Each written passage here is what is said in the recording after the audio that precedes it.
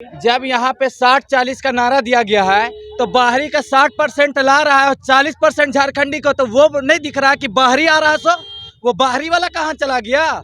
Main तो मुद्दा वही है कि बाहरी तो खुद हम बताते हैं। हेमंत सोरेन के सरकार में जो जितने उनके इर्द गिर्द जितने हैं चमचे बेलचे, सब तो बिहार के रहने वाले हैं, तो वो बाहरी नहीं है।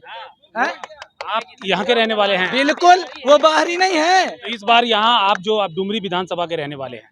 नहीं, हम चतरा के रहने वाले हैं। चतरा से आए हैं जी। तो यहाँ पतंग छाप को समर्थन करने के लिए, उसको सपोर्ट करने के लिए मैं पतंग छाप का कैडर हूँ, एक अदना सा कार्यकर्ता हूँ, और मैं सबसे अपील करता हूँ कि वो ओनली फॉर MIM को वोट दे, क्योंकि बार बार जितना जुल्म के खिलाफ लोग एक आवाज नहीं उठा रहे हैं। कौन है उठाने वाला, बताइए मेंबर ऑफ पार्लियामेंट। लेकिन हेमंत सोरेन तो कह रही है, कांग्रेस और हेमंत सोरेन कह रही है मुसलमान मेरे साथ है। मुसलमान किसके साथ है वो 5 तारीख को न पता चलेगा कि अब ये पता चल जाएगा।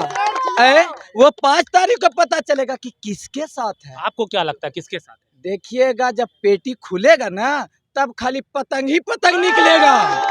पतंग के साथ है? बिल्कुल पतंग के साथ है, ओवैसी साहब के साथ है, मोइन रिजवी के साहब के साथ है, और किसके साथ चाहिए? आपका क्या नाम है? मेरा नाम मोहम्मद आदिल है। और भी कई लोग हैं यहाँ पर, उनसे भी बातचीत करेंगे।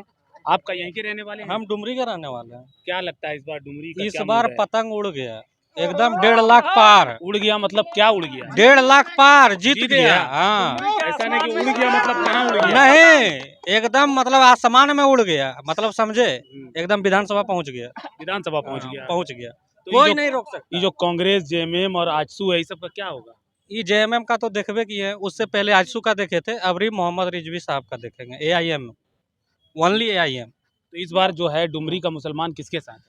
AIM के साथ। मुसलमान नहीं, हिंदू भी है, महतो लोग भी है, अच्छा, बेसरा लोग भी है, सब लोग है AIM के साथ। AIM के साथ। एकदम जनता जो है परिवर्तन मांग रही है, इस बार परिवर्तन होगा।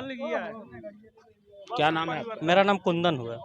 चलिए, और भी कई सारे लोग हैं जो यहाँ पर वहाँ से निकले हैं, और कहीं ना कहीं असदुद्दीन ओवैसी को सुनने के लिए, उनको देखने के लिए जो आसपास के क्षेत्र है वहाँ से भी लोग यहाँ पर पहुँचे थे। और ये चुनाव जो है वो धीरे धीरे रोमांचक होता जा रहा है, क्योंकि AIMIM भी इस चुनाव में काफ़ी मजबूती के साथ खड़ी है। और ये भाई साहब कुछ कहना चाहते हैं। क्या नाम है? मेरा नाम जुल्फिकार अंसारी। इसको छोड़ दीजिए, ये पकड़ना मेरा काम है। जुल्फिकार अंसारी। जुल्फिकार अंसारी कहाँ से आए हैं? धनबाद से, गोविंदपुर से। धनबाद से। यहाँ किस लिए आए थे? बस मोहब्बत है ओवैसी साहब से देखने के लिए आए। ओवैसी साहब को देखने के लिए आए थे, सुनने भी आए थे? सुनने भी आए थे, अच्छा लगता है इसीलिए आते। क्या लगता है यहाँ इस बार ओवैसी साहब कुछ करेंगे? देखिए चांस तो है। चांस है तो या आप भी कुछ कहेंगे?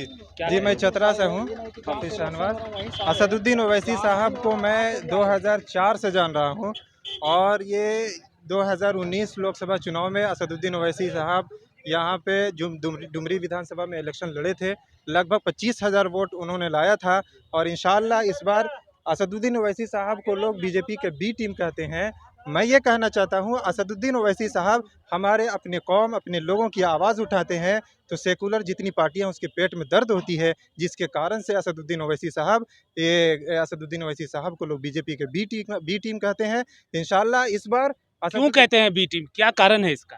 कारण यह है कि वो लोग चाहते हैं कि इस तरह के मुसलमान एक विशेष समाज में प्रोपेगेंडा फैला करके वोटों का बिखराव ना हो और हमारे तरफ चलाएं। लेकिन हमारी वोट तो सेकुलर पार्टियों के पास जाती है, लेकिन हमारी आवाज़ उठाने के लिए एक, जैसा कि अभी असदुद्दीन ओवैसी साहब ने अपने सभा में, अपने वक्तव्य में बोला कि हमारी आवाज़ उठाने के लिए हमारे लोगों की लिंचिंग हो रही है। आज देश की हालात जो, जैसा कि आपने कहा लिंचिंग हो रही है, देश की हालात जो है वो सभी जानते हैं। सारी विपक्षी पार्टियां एक हो रही हैं, तो ऐसे में AIMIM अकेली क्यों खड़ी है?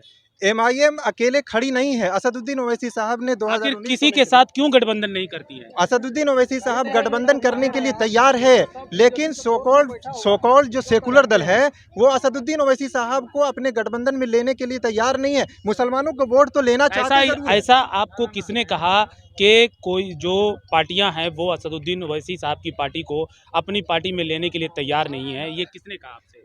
इसका पिछले इलेक्शन में अख्तरुल ईमान साहब बिहार प्रदेश बाज़ाब्ता क्या कहते हैं कि उनके प्रदेश अध्यक्ष RJD आरजेडी ऑफिस में जाकर के गठबंधन की बात कहने गए थे। असदुद्दीन ओवैसी साहब जैसा इंटरव्यू में अपने कहते हैं कि आरजेडी और भी कांग्रेस दल के लोगों से मुलाकात किए गठबंधन के लिए, लेकिन असदुद्दीन ओवैसी साहब को अछूता समझते हैं, अपने गठबंधन में नहीं लेते हैं। तो क्या हम लोग कोई क्या कहते हैं मुशायरा करने के लिए पार्टी असदुद्दीन ओवैसी साहब थोड़ी ना कायम किए हैं। वो तो कहीं भी इलेक्शन तो लड़ेंगे ना, अपनी क़यादत तो मजबूत करेंगे ना। तो असदुद्दीन ओवैसी साहब हमारी अपनी आवाज़ है, और असदुद्दीन ओवैसी साहब इंशाल्लाह इस बार इलेक्शन जब लड़ेगी तो काफ़ी वोटों से कामयाब होंगे। शुक्रिया। 5 सितंबर को डुमरी विधानसभा का उपचुनाव है और 8 सितंबर को इसका नतीजा आएगा। अब तो नतीजा आने के बाद पता चलेगा कि डुमरी विधानसभा क्षेत्र की जनता किसे चुनती है। अगर आपको हमारा न्यूज़ पसंद आया हो तो हमारे चैनल झारखंड टाइम्स को सब्सक्राइब करें, और अगर हमें आप फेसबुक पर देख रहे हैं तो jharkhandtimes.live को फॉलो करें, शेयर करें।